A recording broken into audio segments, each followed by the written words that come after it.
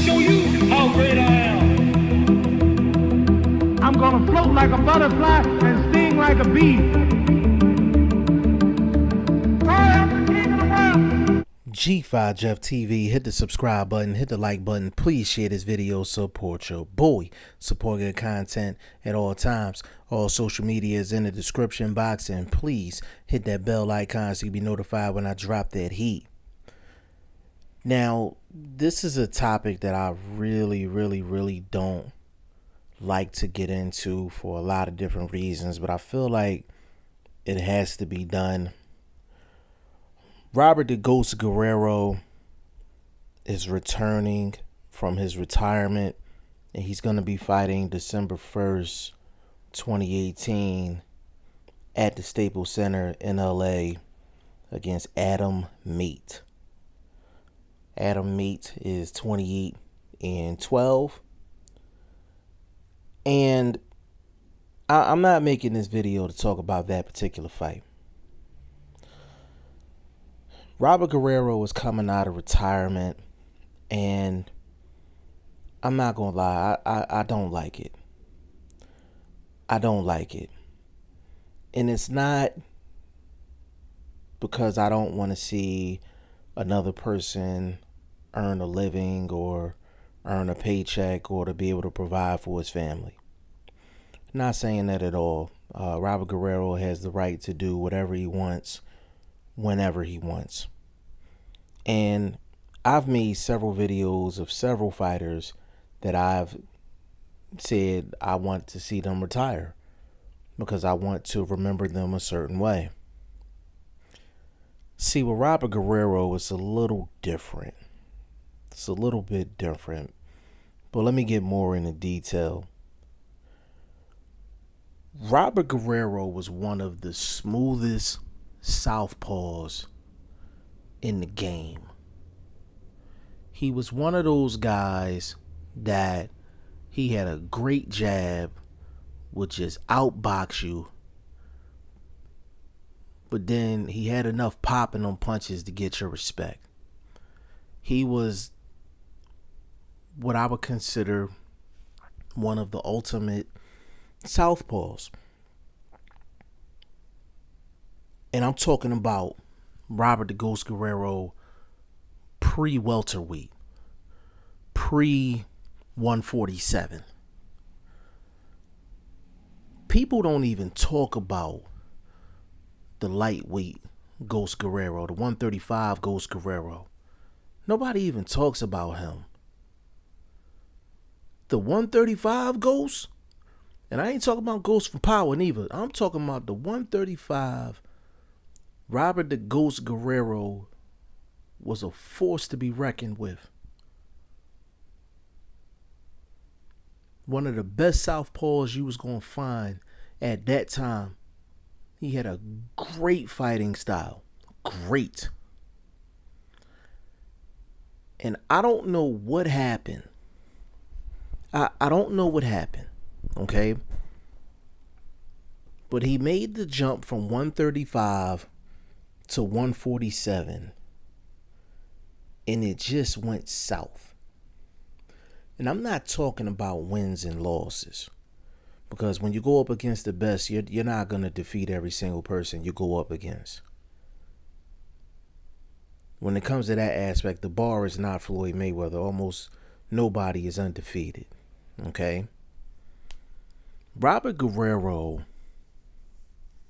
at 147 completely changed his fighting style. Completely changed his fighting style. I don't know why.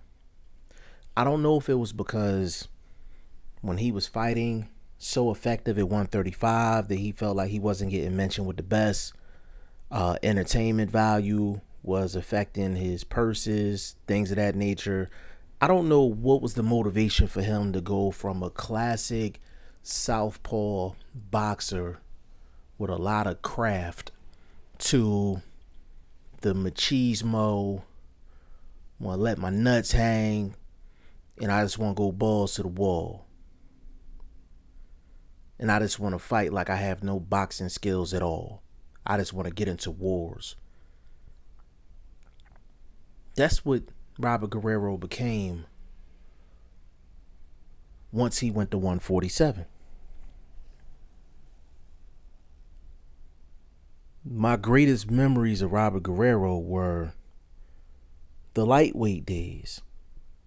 When he fought Michael Katsides, when he fought Joel Casamayor, when he fought Vicente Escobedo.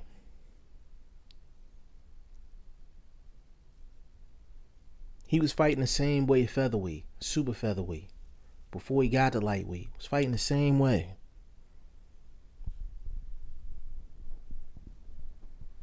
I mean, he was the classic boxer. But in 2012, he went up to welterweight. He fought Selçuk Aydin. And he got the victory.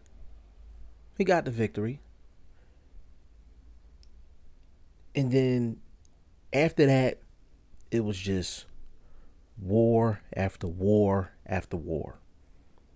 He fought Andre Berto, complete war. He fought Floyd Mayweather. He lost to Floyd Mayweather by decision, but he went in there trying to turn it into a brawl, an all-out brawl. You know with Floyd Mayweather, you have to mix it up between being a boxer and being a brawler. He didn't adjust in that fight. And then he got into a complete war against Yoshihiro Kamagai at the StubHub. He won the fight, but it was the way that he fought. He fought like he had no boxing skill.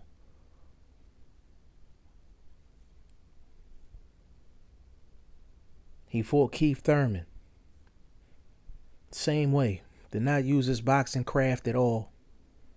Fought Keith Thurman the same way. And then after he lost to Keith Thurman, he fought Aaron Hernandez, and Aaron Hernandez had him out. Aaron Martinez. Aaron Martinez had him out on his feet. He was done.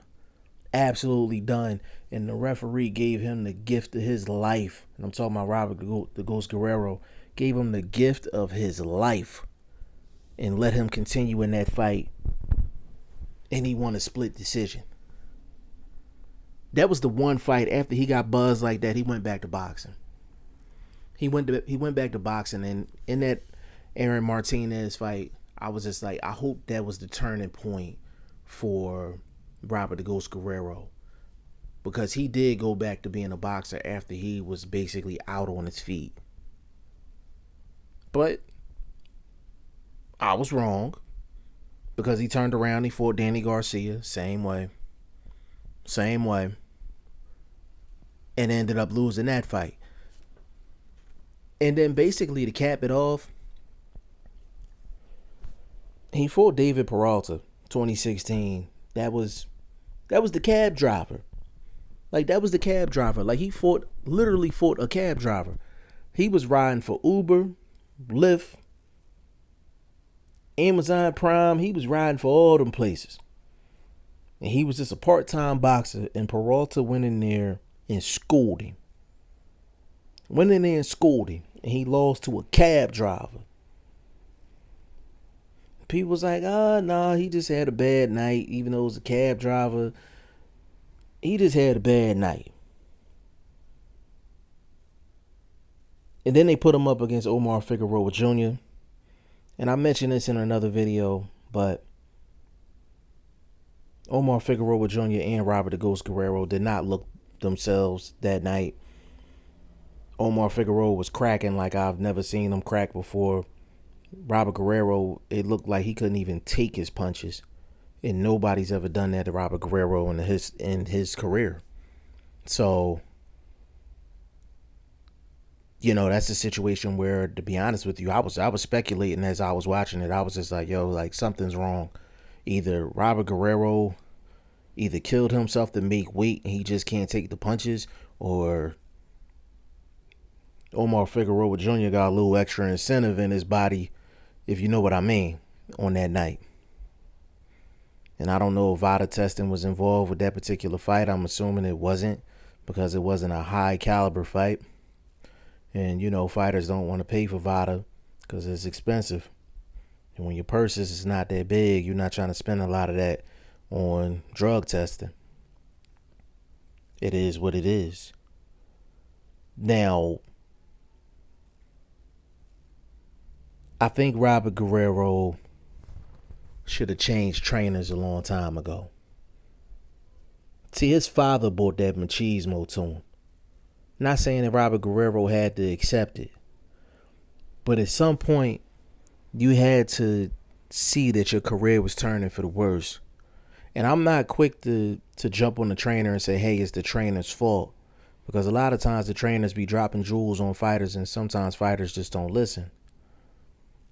But Robert Guerrero was told by somebody or a certain group of people that he had to fight this way in order to be entertaining. He had to fight this way in order to get big time fights and to get big time paydays.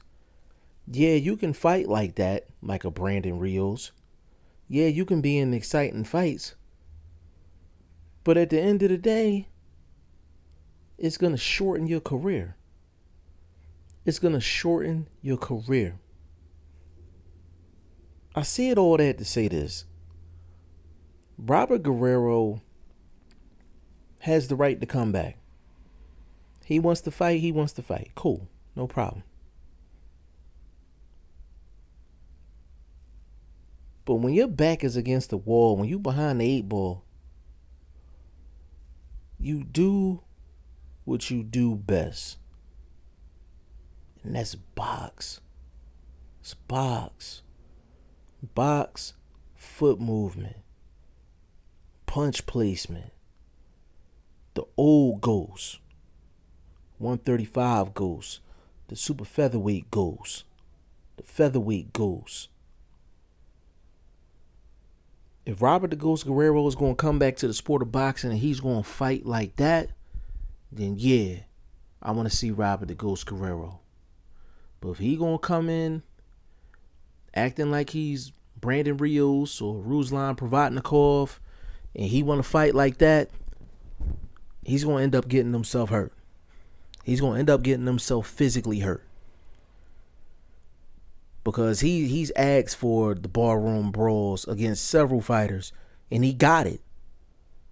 And Robert Guerrero couldn't handle it. He asked for that barroom brawl against Omar Figueroa Jr. Didn't work out for him. David Peralta didn't work out for him. Danny Garcia didn't work out for him. He tried to do that shit with Aaron Martinez. He was out on his feet.